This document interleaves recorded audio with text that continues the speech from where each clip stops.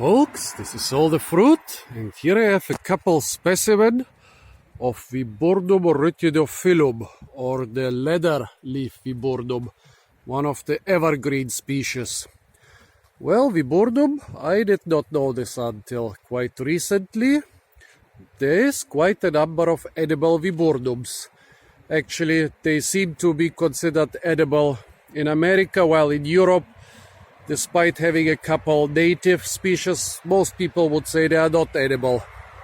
But in America, they call them stuff like cranberry bush, or even European cranberry bush. Another name is Gelder rose. So some Viburnums are edible.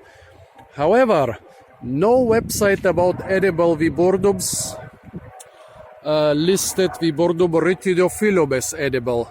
So I guess this is one of the non-edible Viburnums. However, I want to know what it tastes like, so I'll try just a couple little fruit so that you don't have to do it. So please, folks, I'm warning you explicitly. This is not listed as one of the edible Viburnums, so we have to assume that it's one of the non-edible or toxic Viburnums. Well, there are even a few buds which are gonna turn into very late flowers in autumn on this plant. I don't see any flowers here. It's being planted partly because of the beautiful spring flowers and also because of those conspicuous red unripe fruit. When they get ripe, they turn black, and soon after they turn black, they kind of turn dry, and when they turn dry, well, they are not really suitable for fresh consumption. So let's try the fresh fruit. Let's try a red unripe fruit first.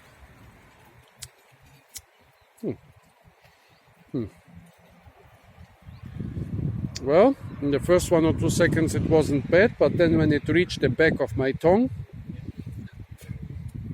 it's bitter and a little bit astringent. The astringency is not a big problem. The bitterness, yeah, it's not very bitter.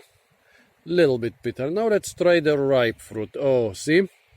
It basically burst in my hands. The inside of most Viburnum fruit when they are ripe is an ugly brown color, which looks like it's rotten, but I guess it's just oxidized. Taste-wise, well, tastes like other Viburnum species. A lot of American sites compare Viburnum to cranberries. I haven't found a Viburnum species which is comparable to cranberries. So what does it taste like? Well, it tastes like it looks. Yeah.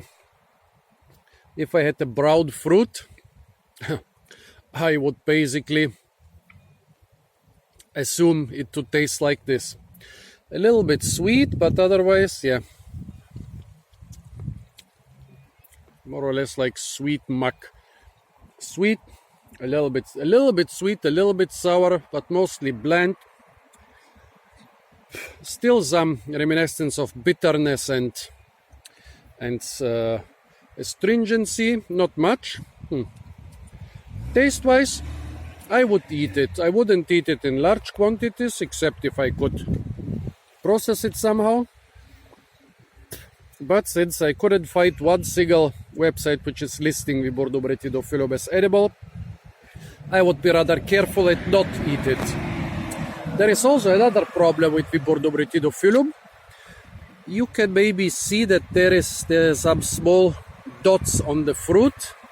Well, there are thousands more of those small white, well, I don't know what they are, some sort of detachable hairs or something, which stick to your hands, and I already can feel some of them in my throat. They are kind of scratching my throat.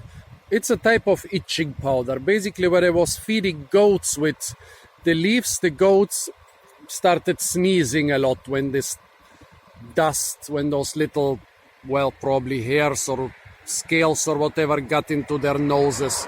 So not only is the fruit not considered edible, but this species produces ample amounts of itching powder. So be careful when you come near it.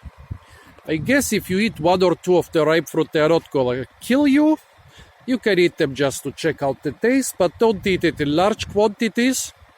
There is quite a long list of Viburnum species which are considered edible. This is not in the list, so better stay away from this plant and just enjoy it from the distance.